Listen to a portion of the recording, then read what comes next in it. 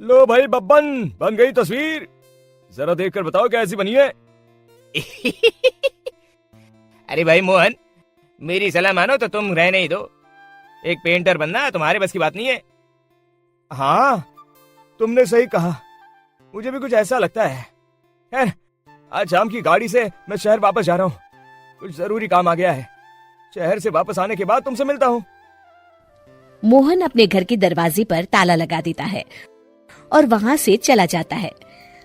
फिर उसी रात अचानक तेज हवाएं चलने लगती हैं। चारों तरफ डरावना माहौल बन जाता है। तभी मोहन की बनाई हुई पेंटिंग की वो औरत एक खतरनाक चुड़ैल में बदल जाती है और पेंटिंग से बाहर आ जाती है।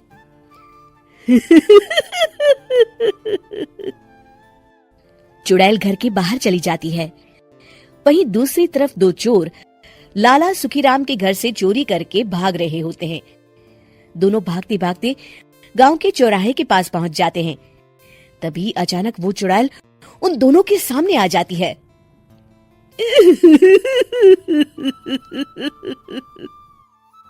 अरे मर गया रे, ये चुड़ैल कहाँ से आ गई? अरे मैंने तो तुझसे पहले ही कहा था कि आज अमावस्या की रात है, आज हमें चोरी नहीं करनी चाहिए। हाँ भाई बिल्ला, तुमने बिल्कुल सही कहा। जरा इसके दांत तो देखो कितने बड़े हैं। चुड़ैल उन दोनों की तरफ बढ़ती है। अरे चुड़ैल दीदी, तुम चाहो तो ये सारे पैसे और जेवर ले लो, लेकिन हम दोनों को कुछ मत करना। पैसे और जेवर के लालच में तुम इंसान बिकते हो, हम चुड़ैल नहीं। तभी चुड़ैल उन दोनों चोरों को पुतले बना देती है।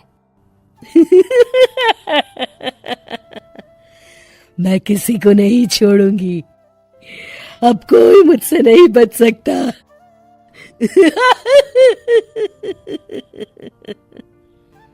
चुड़ैल अपने अगले शिकार की खोज में वहां से चली जाती है। गांव की दूसरी ओर जाने पर चुड़ैल को हरिया, बिरजू और बब्बन दिखाई देते हैं। आज संडे है, आज कपिल शर्मा शो देखने का दिन है। जोर से बोलो। आज संडे है। मैंने नहीं सुना। आज संडे है, आज कपिल शर्मा देखने का दिन है। हाँ, ये हुई ना बात। अरे ये कपिल शर्मा कौन है जो ये लोग उसे देखने के लिए इतने उतावले हुए जा रहे हैं? खैर, मुझे क्या, मैं अभी इन दोनों को मजा चखाती हूँ। चुड़ैल तेजी से उड़कर उन तीनों के सामने आकर खड़ी हो जाती है।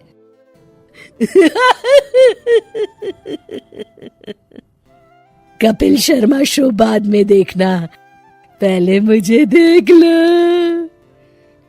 बब्बन चुड़ैल को देखते ही पहचान जाता है। अरे ये तो तस्वीर वाली औरत के जैसी दिख रही है, मुझे अभी नहीं मरना है। अरे भागो रे। तीनों वहां से भाग खड़े होते हैं। बब्बन तो किसी तरह अपनी जान बचाकर वहां से भाग जाता है, लेकिन हरिया और बिरजू को चुड़ैल पकड़ लेती है और उन्हें पुतला बना देती है। फिर चुड़ैल बब्बन को पकड़ने के लिए उसका पीछा करती है, लेकिन बब्बन उसे कहीं नहीं दिखाई देता। अरे वो मोटा तो बड़ा तेज भागता है, शायद उस तरफ गया होगा।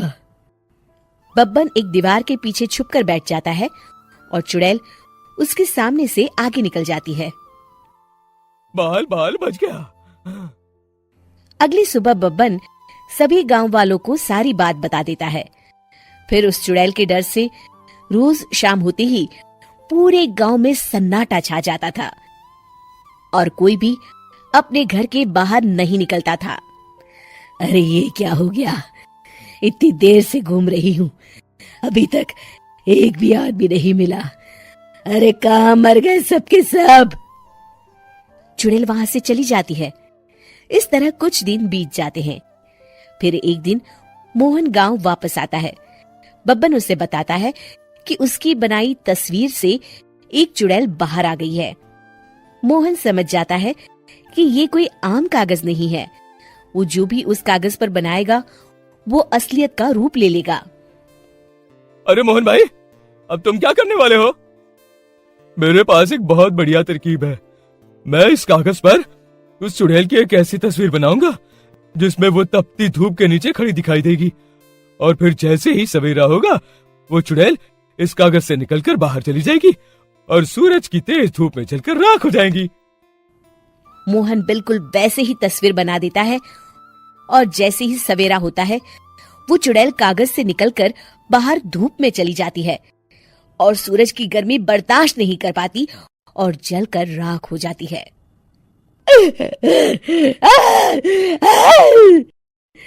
ये मुझे क्या हो रहा है?